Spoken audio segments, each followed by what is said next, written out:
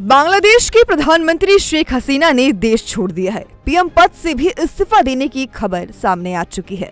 बांग्लादेश के army chief ने देश को संबोधित करते हुए कहा कि वे जल्द ही सर्वदलीय बैठक बुलाएंगे। इसमें नई सरकार को लेकर कोई बड़ा फैसला किया जा सकता है। शेख हसीना बांग्लादेश से भागकर भारत आई और अब जल्द ही भारत से भागकर लंदन में शरण लेने जा रहे हैं। लगता है कि आज सुबह तेज घटनाक्रम के बाद उन्होंने सेना से सेफ पैसेज की डील की। इसके बाद भारत होते हुए लंदन जाना तय किया। फिलहाल उनका विशेष विमान अभी हिडन एयरपोर्ट पर उतरा है। यहाँ उन्हें सुरक्षित जगह ठहराया जाएगा, जहाँ से वह फिर लंदन रवाना होंगी। इस बीच एक लड़का खूब सुर्खियों में बना हुआ है और खूब चर्चा में है, जिसका नाम है नाहिद इस्लाम। इसी लड़के ने स्टूडेंट प्रोटेस्ट की रणनीति बनाई, उसका नेतृत्व किया। नाहिद की रणनीति के सामने शेख हसीना की राजनीति फेल हो गई। चलिए जानते हैं कि आखिर नाहिद इस्लाम है कौन। आपको बता दें कि नाहिद इस्लाम ढाका यूनिवर्सिटी का स्टूडेंट है। वो छात्रों के खिलाफ भेदभाव विरोधी आंदोलन के राष्ट्रीय स्वयंसेवकों में से एक है।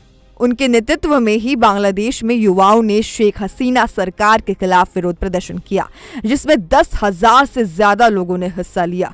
नाहिद इस्लाम 32 वर्षीय युवा नेता है। बांग्लादेश में सरकारी नौकरियों में कोटा प्रणाली में सुधार की मांग को लेकर विरोध प्रदर्शन उन्होंने जताया और वहीं का वो चेहरा बन गए। नाहिद इस्लाम को कथित तौर पर 19 जुलाई 2024 की आधी रात को साबुजबाग के एक घर से सादे कपड़ों में कम से कम 25 लोगों ने उठाया था। उसकी आंखों पर पट्टी बांधकर और हथकड़ी लगाकर उसे एक कमरे में ले जाया गया, जहां उससे छात्र आंदोलन में उसकी भागीदारी के बारे में बार बार पूछताछ की गई और उसे प्रताड़ित किया गया। 21 जुलाई 2024 को उसे पूर्वांचल में एक पुल के नीचे बेहोश और बुरी तरह से घायल अवस्था में छोड़ दिया गया। बाद में 26 जुलाई 2024 को नाहिद इस्लाम को धान मंडी में गुनुश्त्या नगर अस्पताल से ले जाया गया।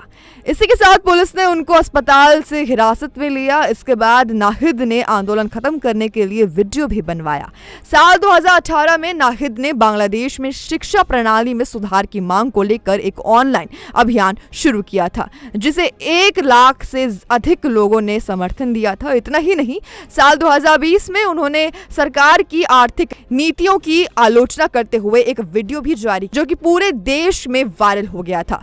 आज बांग्लादेश में आंदोलन का चेहरा बने नाहिद का जन्म एक सामान्य परिवार में हुआ। विश्वविद्यालय में पढ़ाई के दौरान ही राजनीति में रुचि लेने लगे। नाहिद ने अपनी लड़ाई की शुरुआत सोशल मीडिया से की, जहां उन्होंने सरकार की नीतियों और कार्यों की आलोचना करने लगे।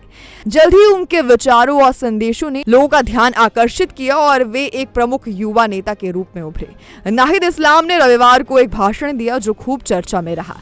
उसने अवामी लीग के कार्यकर्ताओं और नेताओं को आतंकवादी बताया, दावा किया कि इन्हें सड़कों पर तैनात किया गया है। उसने कहा कि अवामी लीग देश में गृह युद्ध की स्थिति पैदा करना चाहती है।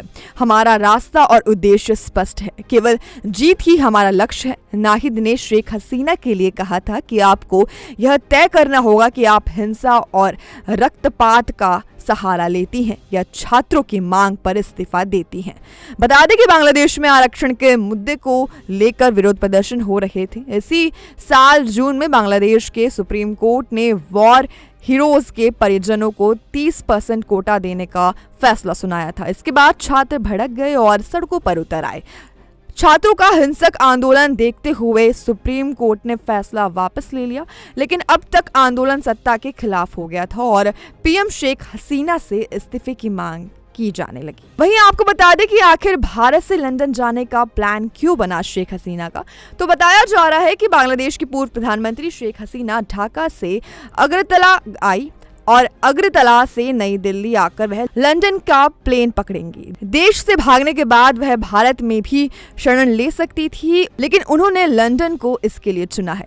सवाल ये है कि वो आखिर वहीं क्यों जा रही हैं? इसके पीछे क्या वजह हो सकती है? हालांकि ये भी सवाल है कि लंदन भी उनका अस्थायी प्रवास होगा या वहां उन्हें राजनीतिक शरण मिल जाएगी। 5 अगस्त का दिन शायद सुबह से ही शेख हसीना के लिए किसी मुश्किल दिन से कम नहीं था। शायद दिन की शुरुआत इसके साथ ही सेना ने उन्हें अल्टीमेटम दे दिया होगा और देश के हालात जिधर जा रहे हैं उसके बाद ही उन्होंने अपने आगे की रणनीति तय की। पहले बांग्लादेश सेना के अफसरान से सेफ पैसेज पक्का कर लिया, फिर भारत और बांग्लादेश के बीच राजनयिक के तार सुबह से सक्रिय हो गए। भारत को पुख्ता तौर पर सूचना दे दी गई होगी कि शेख हसीना बांग्लादेश में इस्तीफा देकर सेना के हेलीकॉप्टर से अगरतला आएंगी। वहां उन्हें छोड़ने के बाद बांग्लादेश का हेलीकॉप्टर लौट जाएगा।